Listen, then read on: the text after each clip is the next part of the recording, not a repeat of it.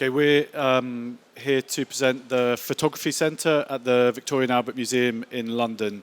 The Photography Centre is actually, well, the V&A Photography Collection is the largest photographic collection in the world, and the completed centre is now the largest publicly accessible centre for photography in Europe. So we're going to just take you through the project.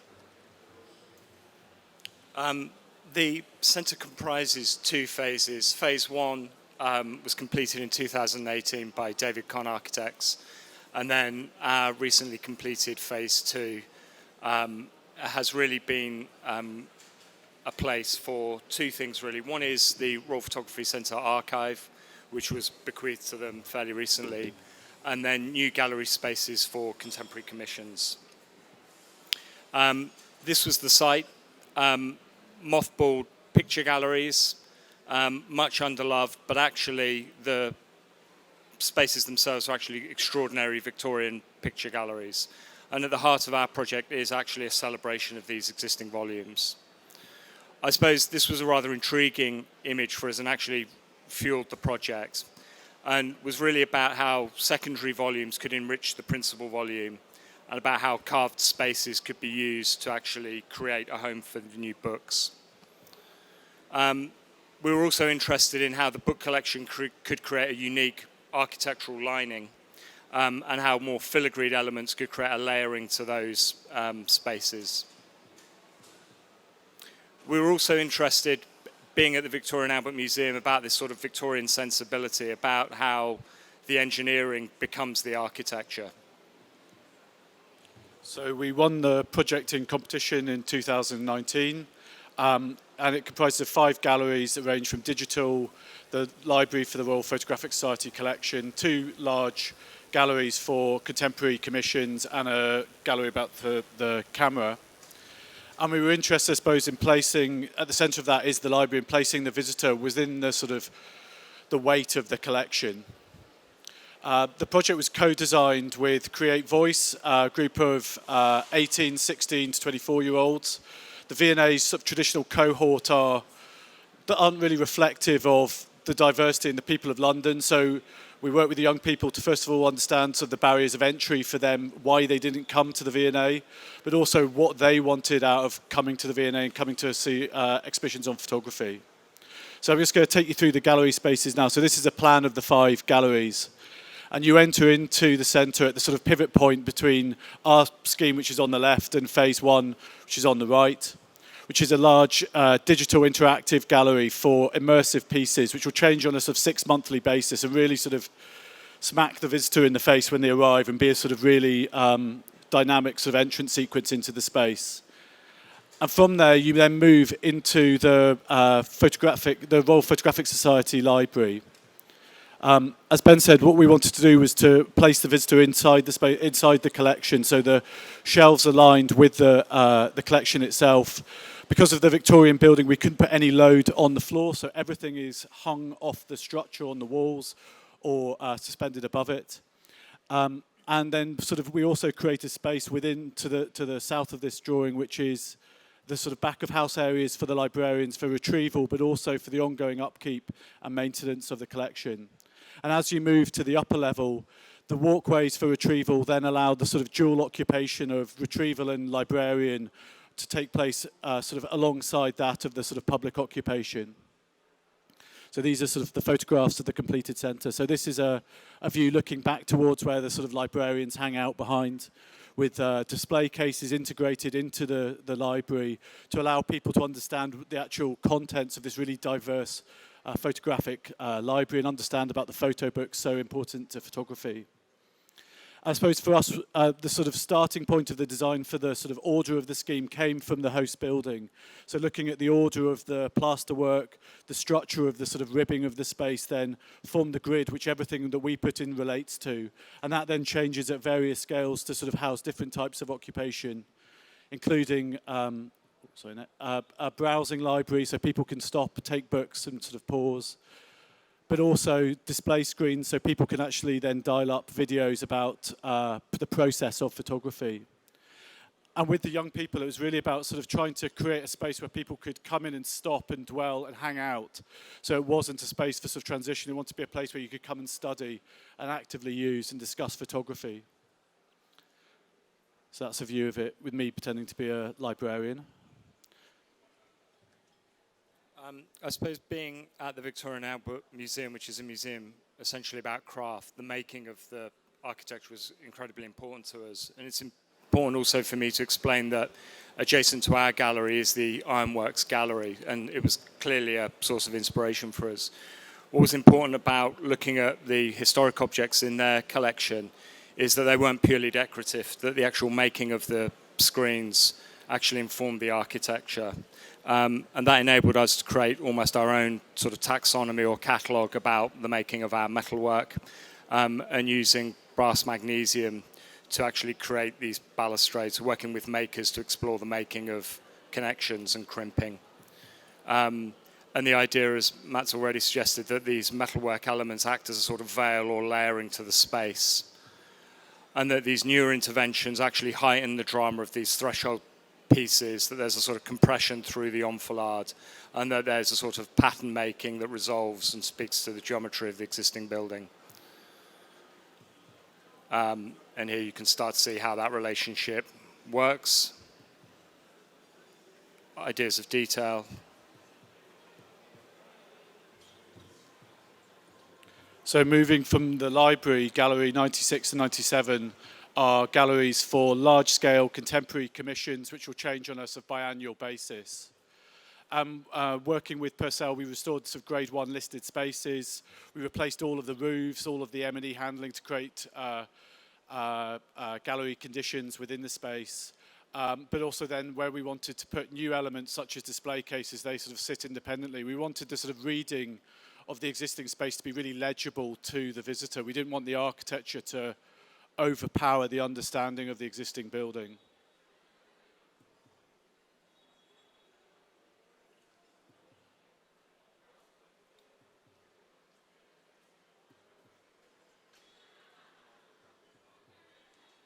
And then also, I suppose we wanted to bring out the detail of these sort of amazing fielded panels that you read with the sort of decorative cornicing, which also then conceals a sort of secondary world of all the electrics and data that we needed to put into the walls that allow digital display in the future without sort of intervention into the gallery itself.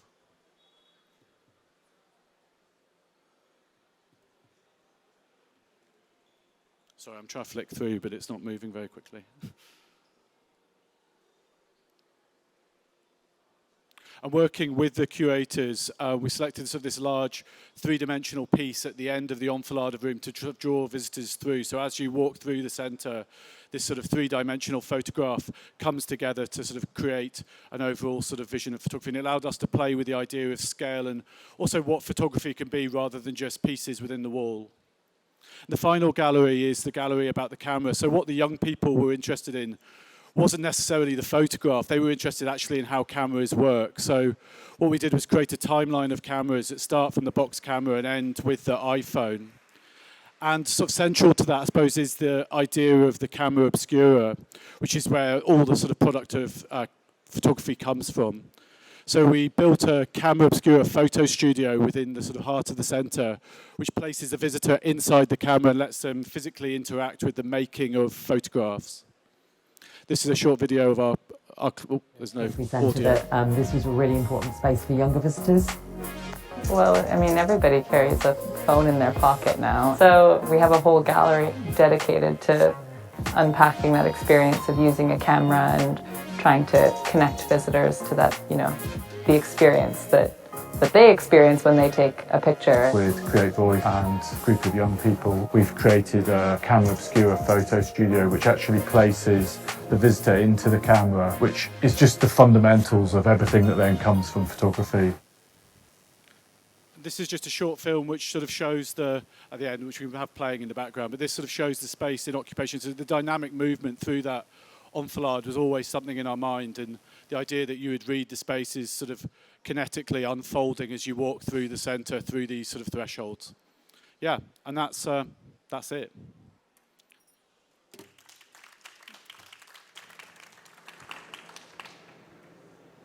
Thank you. It's a really elegant, really lovely project. I don't know if there's a huge amount for me to sort of say or ask. I'm curious about the lighting, though, because I think lighting is sort of always, I guess, a challenge and opportunity with buildings like this. Maybe just talk a little bit about that.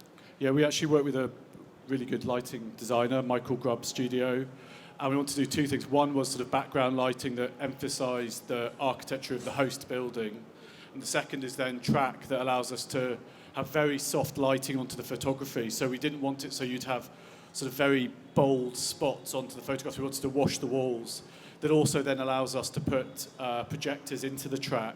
So in the future, as the commissions change on a 2-yearly basis, it doesn't sort of prevent it being digital. It doesn't sort of put a limitation. So the sort of the lighting wanted to be background, but actually gives the space a real sense of, drama. Hello. Lovely project. I won't go into all the things that I liked, but I love the overall approach. A question I'd like to ask is really about the collection itself and how it might have influenced the approach, your approach as designers. I mean, we're all familiar with how a library with books in it is organized with an indexing system and numbers. But I imagine that the photographs are extremely varied in size and content. Is there a kind of parallel categorization system? And how does it work, not work, and how did that influence your approach to the design of, I think it's the second space, isn't it, the library space? The actual collection itself, library is quite a sort of loose term because it actually is a collection of manuals from like the Kodak manual from 1972 through to periodicals. So in terms of the collection is categorized through the sort of quite wild groupings, which is put together by the Royal Photographic Society, which is interesting in itself. You can find out about photographing a bulldog through to aerial photography from 1954. And we wanted to allow that sort of, the reason why our architecture is quite passive in the library in terms of colour is it allows that sort of wildness of colour to come through. Within the big gallery spaces, they're all contemporary commissions. So they're all pieces that are produced or collected for the V&A. So it will be they're new elements to the collection. And I suppose what we want to do is with the colour of the space, allow those pieces to really pop out of the background. And they do vary from being quite small scale, but that's often within the display cases, to really large scale reportage. I don't know if that answers your question, but... Really, I'm talking about the categorization system, not the ones where you pick something. But that leads me to ask whether there are, presumably there are digital images in the library too. There's not within the library. The library is it's a fixed collection, the actual Photographic Society library. But what we then put in is process films that were made by the V&A that unpack how photographs are made, restoration, all of those elements, so that the library itself is a static collection. So do you mean that the collection is dead, that it can't be added to? The Photographic Society collection goes from, I think, 1870 through to 1980 for books. So it is a collection piece. It's an archive. That can't be added to? They don't add to it, no. That's a problem, isn't it? Not really. It's an inherited collection. It's an artifact. Okay. It was a lovely project. I like it very much. I was wondering, could you tell me a bit more how you related to the building? Because the architecture that was there, and you put everything in the walls. All the technique is in the walls, but also all exhibits. And the archive is also connected to the walls. So I was wondering, did you consider using the floor for loose elements or? Yeah. We've got a number of display cases that sit within the space. So for sort of smaller pieces, there's a sort of major issue with the Victorian building, which is it can't take any loading.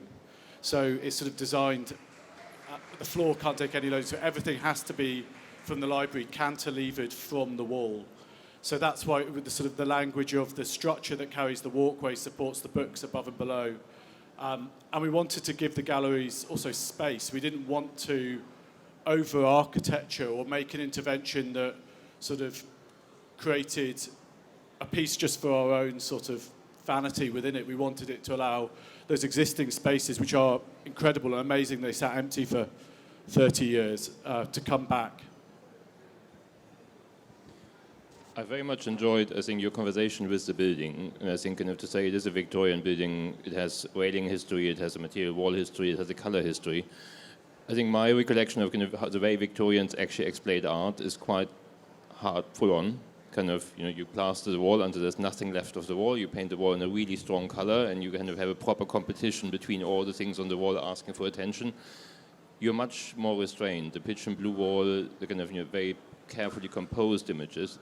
Is that your choice, or is that the first curatorial decision by the V&A and that will just kind of evolve over time? Or is that kind of partly your conversation kind of saying we don't want to be quite so Victorian there? It's definitely a curatorial piece as well, about sort of taking each of the pieces and sort of respecting the authorship of that photograph and that sort of idea, what the photographs represent, and giving that space also away from the other artists within the room.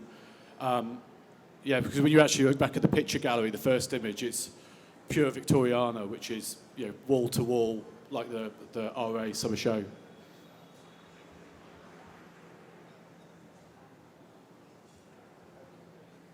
Thank you so much. Very impressive project. Thank you. Cheers.